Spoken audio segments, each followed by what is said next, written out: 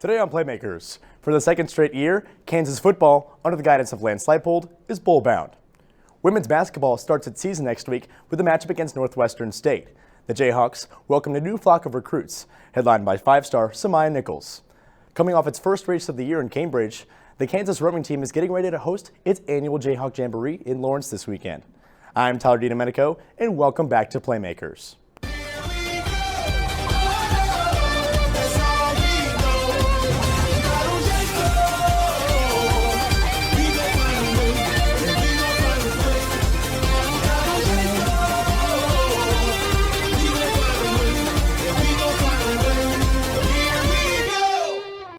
Head coach Dan Fitzgerald, who improved the overall win total by 5 games in his first season, announced the 2024 Kansas baseball schedule on Thursday. The schedule includes 30 Big 12 conference games, including matchups with league newcomers BYU, Houston, Cincinnati, and UCF. There will also be 26 games at Hoagland Ballpark this year, up from 18 last season. Kansas will also play 2 neutral site games in Kansas City. For the second straight season, the Jayhawks will battle Missouri at Kauffman Stadium, the home of the Kansas City Royals. Also, Kansas will continue its outstanding partnership with the Kansas City Monarchs when it hosts Omaha at Legends Field on May 7th. Kansas football knocked off number 6 Oklahoma last weekend. It was the first time the Jayhawks were victorious over the Sooners since 1997. Brody has more on the bowl-eligible Jayhawks. Thanks, Tyler. Lance Leipold and the Jayhawks pulled off one of the biggest upset wins in KU football history with a 38-33 victory last Saturday against the number 6 ranked Oklahoma Sooners. The impact was seen immediately, with fans storming the field and ripping down a goalpost to celebrate the program-changing win. The Jayhawk defense got the scoring started, and cornerback Mello Dotson jumped a short pass from Sooners QB Dylan Gabriel, and the Jayhawks quickly found themselves up 7-0 and maintained their lead through the end of the first quarter. A bounce-back 21-point second quarter gave OU a 21-17 lead at half. A field goal and a fumble forced by linebacker J.B. Brown gave the Jayhawks the ball, and Bean took the ball 38 yards to the end zone on the first play of the drive to give the Jayhawks the lead. The score sat at 33-32 in favor of OU when Bean threw his second interception of the fourth with only 2:29 left in the game. The defense was stellar again, forcing a 3-and-out and giving the Jayhawks one last chance to take the lead.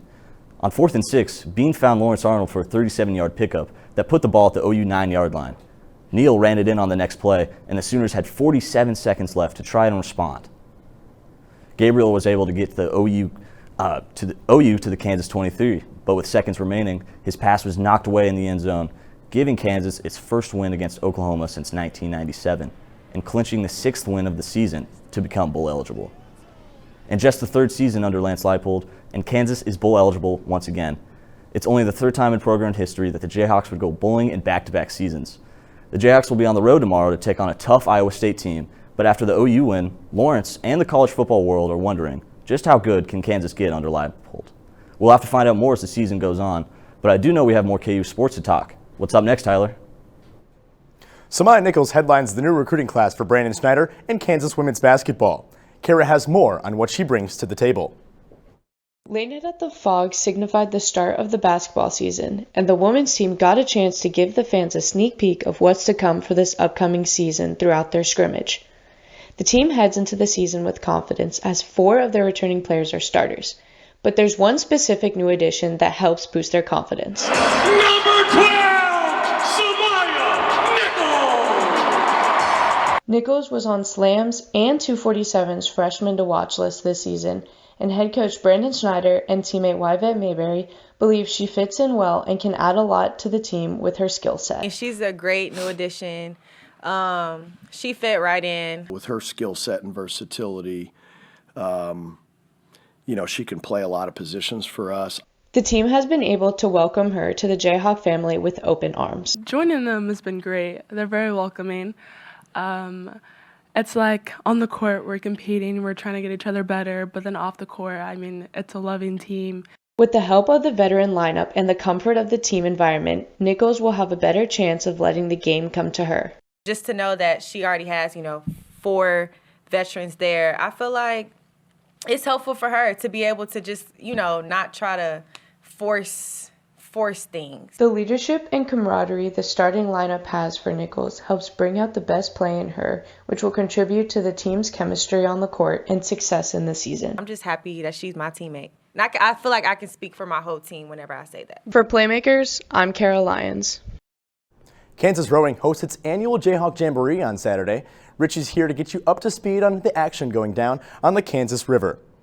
The Jayhawk Jamboree, an event that means so much for all members of the KU women's rowing team, and one they have to be well prepared for, especially with it being on home water. We prepare pretty well because of the fact that it's our home course and we don't want to give anybody any chance or any seconds. Coach Guillermo is also hoping that the ladies give it their all and leave nothing left in their gas tanks. I want them to come back really tired, that's like the toughest part in rowing because you're either racing by time or meters, and then there's the opportunity to not finish completely tired, right? So being able to go as hard as you can go and come back really tired, that should put them on the podium. Freshman Alex Harswick is more than ready to leave it all out on the water in her first Jayhawk Jamboree and show everyone what all their hard work has translated to in her first months as a Kansas rower. I am so excited, especially after all the work we've put in just these past couple of months. I'm just really excited to just get out and go race and just see all the work that we've been able to do just out on the water and in that race type of setting. Senior Courtney Costin knows that the Jayhawk Jamboree, her last, is a special one for her and many of her teammates.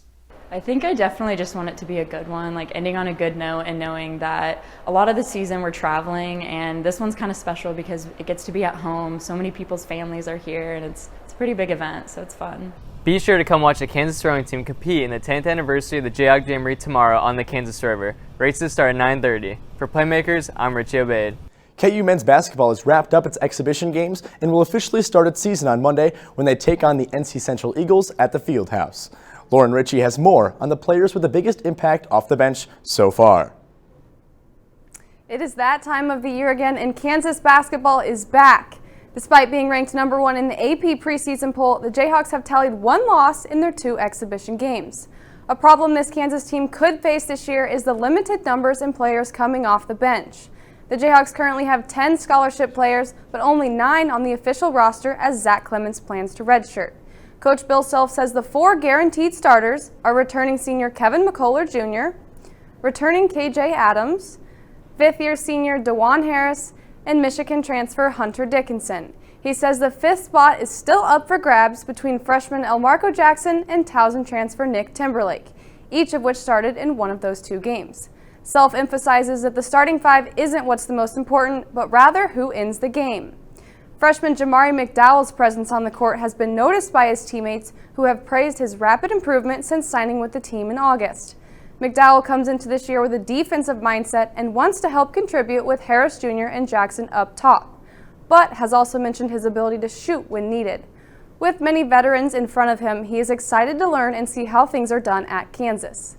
Johnny Furphy, the 6'8" freshman, is known for his athleticism and ability to knock down threes. He made his first appearance in Wednesday's game and even received a standing ovation.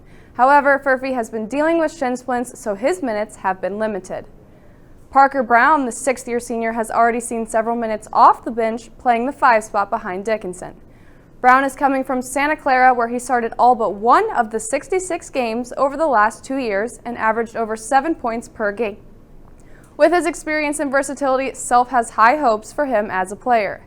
At this point, the ball lies in the hands of Coach Self and his players. If we know anything about that, it may lead Kansas to another national championship. Tyler, what else have we got lined up? Thanks, Lauren. A season packed with potential, to say the least. Next up, we take a look into the pro sports scene with some breaking news.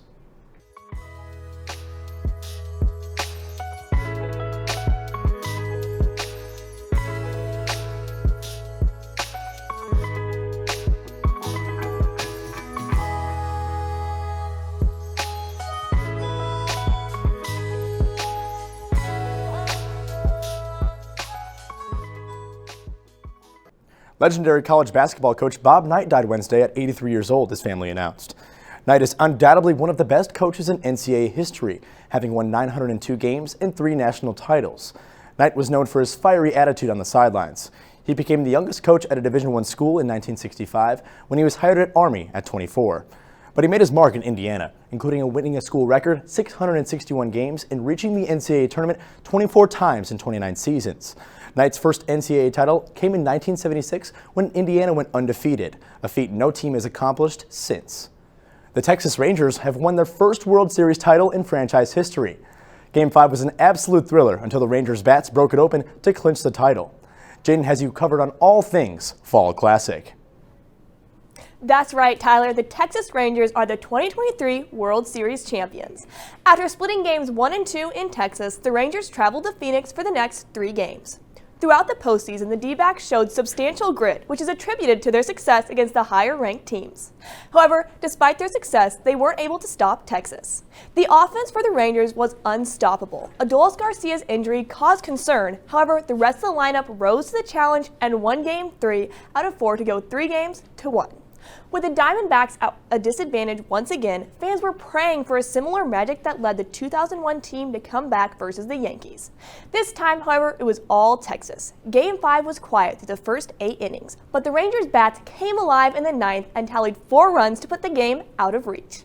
During the World Series, the Rangers accumulated 26 runs en route to their first World Series title in franchise history. Slugging shortstop Corey Seager won his second World Series MVP. However, this year's upset-filled postseason brought low viewership for the MLB. Historically, Major League Baseball postseasons has been criticized for its lengthy marathon games, reaching 4, 5, and sometimes 6 hours long.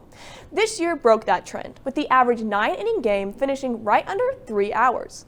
Perhaps the reason lies in the matchup, which saw 2 small-market wildcard teams facing off on the national stage.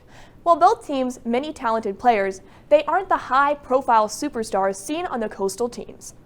Another culprit could be the way we consume media in the modern age. Instead of tuning into television sets to watch the big game, younger fans opt to follow on their phones and social media, which leads to lower broadcast viewership. It's important to add context to this year's postseason, because in the big picture, Major League Baseball had a success season. Attendance was up 8% and revenue is sure to follow suit. That's all from me. Back to you, Tyler. The MLS playoffs are in full swing, with Games 2 of Round 1 being played this weekend and during the upcoming week. Lindsay is here to get you ready for those matchups going down across the league. After an exciting regular season, the MLS playoffs are back but with a brand new format. Instead of the traditional single elimination format, this year the MLS has introduced a best-of-3 series for the first round. The regular season champions and #1 seed Cincinnati beat the New York Red Bulls 3-0 in their first game. Alvaro Barrio had 2 goals to contribute to the win. Game 2 is tomorrow at 6 p.m. The 2 seed Orlando City dominated in a 1-0 victory over Nashville. With 25 shots in Game 1, Orlando City looks to keep its momentum going on Monday. Chuco Hernandez had 2 goals, giving the Columbus Crew the win in the first game of their series. Hernandez had 16 goals during the regular season and continues to prove he is a threat in the postseason. Columbus allowed just 1 shot from Atlanta in its 2-0 win on Wednesday. Game 2 of the series is on Monday.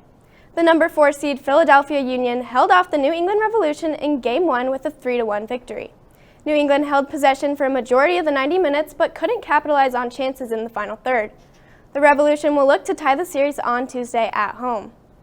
As the top seed in the Western Conference, St. Louis SC fell short against the 8 seed Sporting Kansas City in a 4-1 loss. With 11 shots on goal, Sporting dominated the game and will be at home for Game 2 of the series on Sunday. The Seattle Sounders opened up their series against FC Dallas with a 2-0 victory that started with a penalty kick finish from Albert Resnick. Sounders goalkeeper Stefan Frey turned away all 10 shots from Dallas, recording the shutout. The 2 teams face off again tomorrow afternoon in Dallas. With a 5-2 outcome, LAFC defeated the Vancouver Whitecaps. LA's offense put pressure on the Whitecaps' defense with 18 shots. They will meet again in Vancouver tomorrow. In the final matchup between Houston and Salt Lake, the Dynamo took the lead in the series with a 2-1 win. The Dynamo offense had 23 shots in Game 1, and Salt Lake will be home on Sunday looking to tie the series.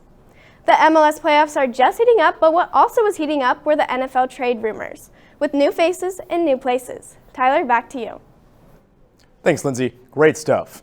Next up, Lily is here to recap what went down prior to the NFL trade deadline this week. Some teams were proactive, while others were merely getting rid of expired contracts. A year ago during the 2022 NFL trade deadline, 13 players swapped teams, which was the most movement over the last 30 years. This year's version didn't spur quite as much action, but let's take a look at the biggest winners of the deadline. The Minnesota Vikings snagged Josh Dobbs after entering the quarterback market due to Kirk Cousins' season-ending Achilles injury. The deal included Dobbs and a 7th-round pick going to Minnesota in exchange for a 6th-rounder. Minnesota was just turning things around, having won 3 straight games of their last 4 or 5. They were determined to acquire a QB with starting experience, and the Cardinals made Dobbs expendable with Kyler Murray almost ready to come off the IR. While Dobbs didn't light things on fire for Arizona, he is a solid quarterback and has the ability to learn offensive systems quickly.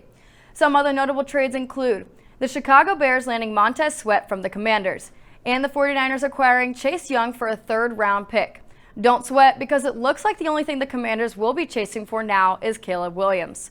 Now talk about not rolling the dice, as the Las Vegas Raiders surprisingly chose to hold on to 3-time All-Pro wide receiver Davante Adams. Adams is an exceptional talent, but recently fired head coach Josh McDaniels never figured out how to feature him prominently.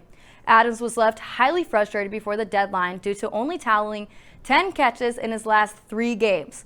Some argue the Raiders would have been much better off dealing Adams for draft picks in hope of speeding up their rebuilding efforts during the offseason. With the deadline passed, the NFL teams had to channel their inner Kenny Rogers and make a decision: hold him or fold him. We will see who cashes their bets come February. Tyler, back to you. Thanks, Lily. After the break, Richie and Jackson are going to test their NBA knowledge on a little game of Guess Who.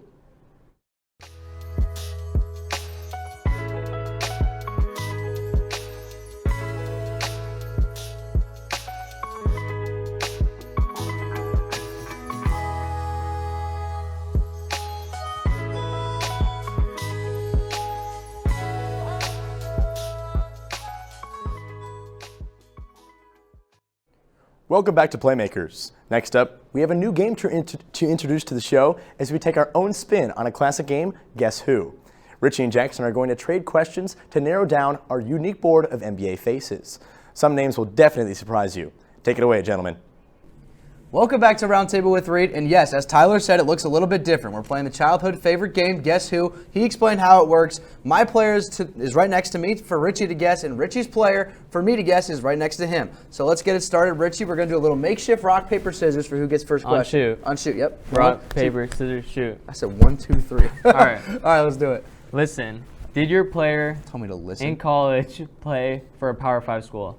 Did my player in college play for a Power 5 school? He did. Okay. All right. Richie, okay. Richie, is your player active? My player is active. Okay. I forgot to say that these questions are only basketball related. No physical features, no jerseys, none of that. Just basketball related questions. Okay. Your player is active. Yeah, and I see you're trying to ice me. I'm not trying to ice you. Is your player a guard?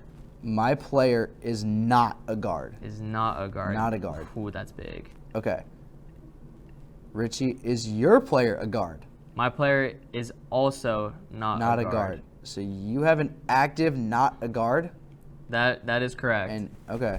So, quick breakdown. I have who's left? LeBron, Jokic, Markkanen, Wemby, and Randall and Wiggins. And Jim Bo's guard. Okay, yeah. Okay. Your question. Okay. I believe. Yeah. Did your player play at the University of Kentucky? No, my player did not play at the University of Kentucky. Okay. Is your player a power forward or a center? He is a power forward or a center. Or a center. Okay, so I'm down to 2 players. You're down to 2? Lauri Markkanen or Andrew Wiggins. Okay. Wait. Okay. Or no, yeah. I'm down to a power forward or a center. I'm down to Cat, Jokic, Is your player Markkanen. Andrew Wiggins? Yes, my player is Andrew Wiggins. And the only reason I think you said that is because your player is Lauri Markkanen. My player is Lauri Markkanen. Yeah! Let's go. So now we have to go into a sudden death overtime. After a thrilling first round, we have made it to overtime. Now, as you can see, half the board, or almost half the board, is taken away. There are 10 players left from which we have to pick. So now, my player's to my left. Richie's player is also to his left. Now we have to start guessing. Richie, I got redemption, so you get the first guess. Listen, I'm not going to pansy around. Your player is Timothy Mozgov. Pansy around is not a term, and Timofey Mozgov is not my player. That would have been so. That would have been incredible. I won't lie. I actually thought about going Timofey too. That was crazy. All right, Richie, is your player currently playing? He's currently playing. He's an active player. He's an so active there goes player. LeBron. What am I saying? There goes Billups. There goes Jordan. There goes Kerr and Kukoc. Okay, now we're down to it. Okay, so is That was your a dumb player guess on a your guard? part. Is my player a guard? My player is not a guard.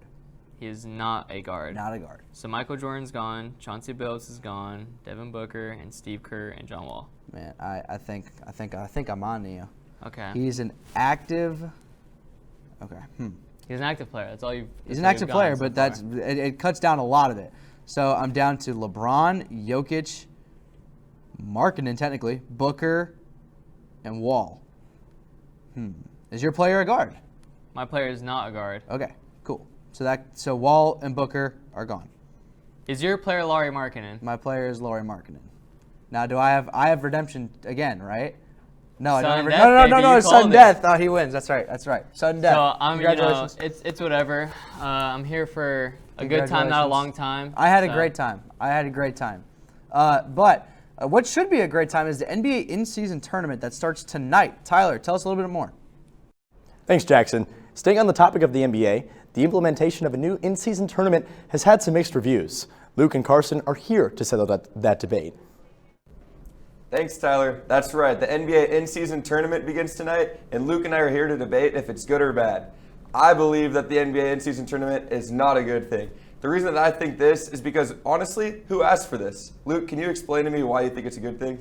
Listen, I don't think it's about whether or not who asked for this tournament. You know, nobody asked for the play-in tournament a few years ago, but that's a widely accepted tournament now in terms of things like discouraging tanking, keeping interest in the regular season, and I think there are a lot of good things that this will bring to the league, especially for younger teams. So what do you got for me? I mean, yeah, the younger teams, that's cool and all, but players like Nikola Jokic and Steph Curry, they do not care. Like, honestly, yeah, they get a cash prize, but the big stars, they're not going to care. They're going to treat it like any other regular season game. And the fans, too, I don't think that the fans are going to go stormed to go watch these in-season tournament games because they don't care either.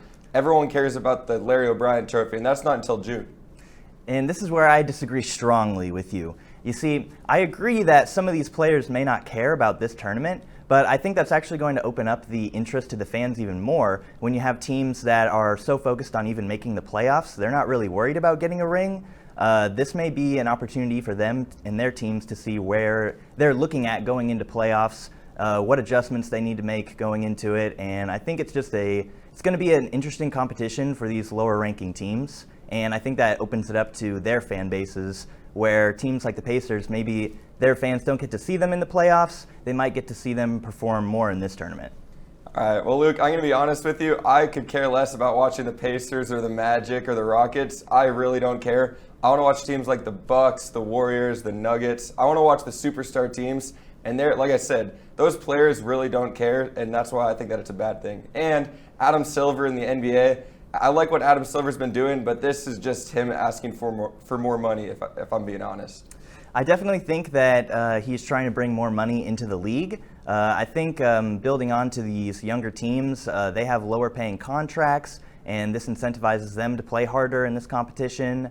And overall, I think that Adam Silver is just trying to bring more wealth into the league, styling the bracket like tournaments that we see in other places around the world, which could open it up to international audiences. I think this will bring more income to the league in its entirety.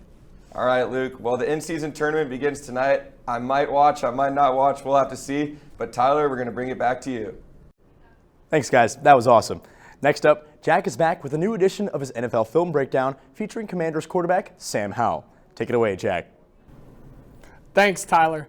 My name is Jack Jackson, and welcome back to NFL Breakdown. This week, we're going to be talking about Sam Howell, the second-year player out of North Carolina, and his first full year as a starter for the Washington Commanders. Now, last week, Sam threw for 4 touchdowns and over 350 yards and looked outstanding against a great Philadelphia Eagles defense. So we're going to take a dive and a look at why he did so successful last week. So if you look right here, you see Terry McLaurin is one-on-one with the corner. Now McLaurin's just going to run a straight go, and Howell sees that he has the matchup that he wants. So what Howell's going to do is drop back, look immediately to his left, and throw a ball high up where only McLaurin can get it. And you see that right here. That ball is perfectly placed over the defender to where his guy can go up and get it for a touchdown. 7-0 Commanders on the Eagles. Now if we take a look at this next play, they're right here in the red zone.